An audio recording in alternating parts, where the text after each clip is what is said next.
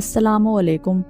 انسان نے سائنس کے ذریعے کائنات کے بہت سے راز دریافت کیے ہیں، لیکن خود سائنس یہ مانتی ہے کہ انسانی علم ابھی محدود ہے اور انسان اپنی صلاحیتوں اور کائناتی حقیقت کا صرف ایک چھوٹا سا حصہ ہی سمجھ سکا ہے۔ اس لیے وقت، شعور اور کائنات آج بھی انسان کے لیے ایک معمہ ہے۔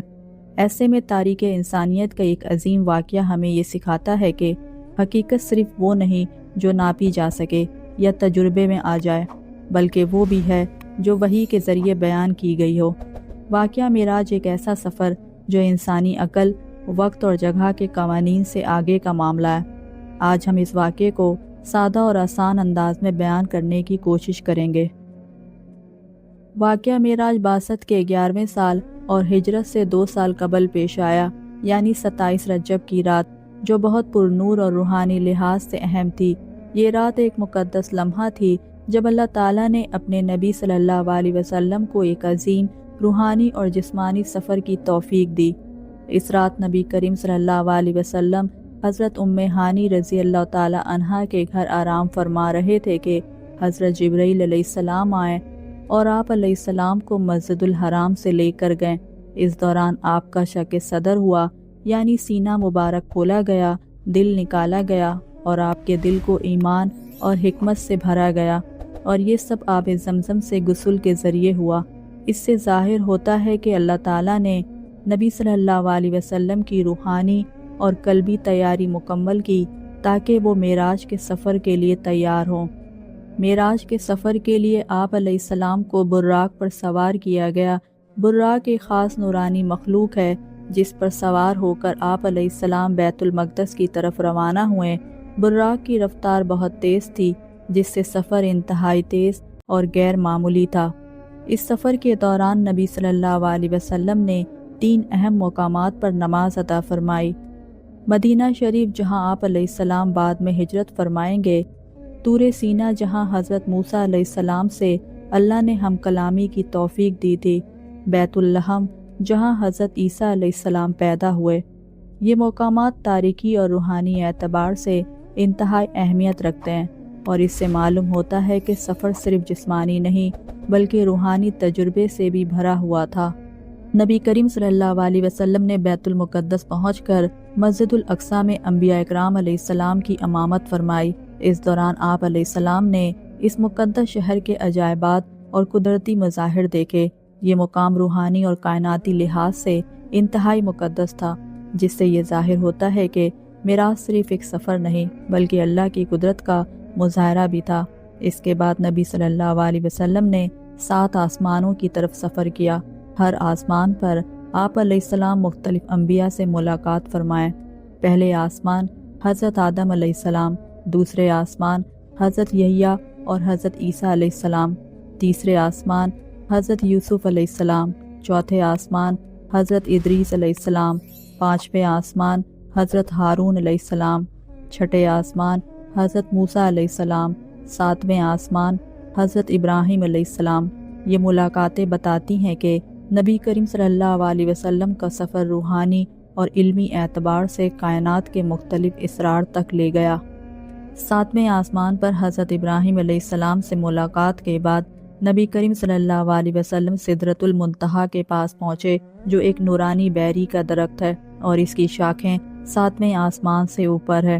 اس کے آگے آپ علیہ السلام مقام مستویٰ تک پہنچے، جو عرش الہی سے بھی اوپر ہے۔ یہاں ٹائم اور اسپیس کی کوئی قید نہیں تھی، یعنی لا مکان، مقام جہاں زمانہ اور مکان دونوں ختم ہو جاتے ہیں۔ اس مقام پر نبی کریم صلی اللہ علیہ وسلم نے اللہ تعالیٰ کا دیدار کیا، یعنی آپ علیہ السلام نے براہ راست اپنے رب کو دیکھا اور گفتگو کی۔ یہ وہ مقام تھا جہاں فرشتے یا انسان موجود نہیں تھے اور نہ ہی زمانے یا مکان کی کوئی قید تھی۔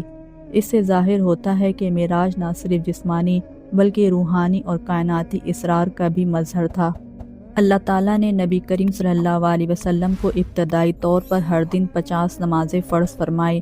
بعد میں حضرت موسیٰ علیہ السلام کے مشورے کے مطابق یہ تعداد 5 نمازوں پر آ گئی۔ یہ واقعہ ہمیں یہ سبق دیتا ہے کہ اللہ کی عبادت اور تعلق انسان کے لیے آسان اور قابل برداشت بنایا گیا ہے۔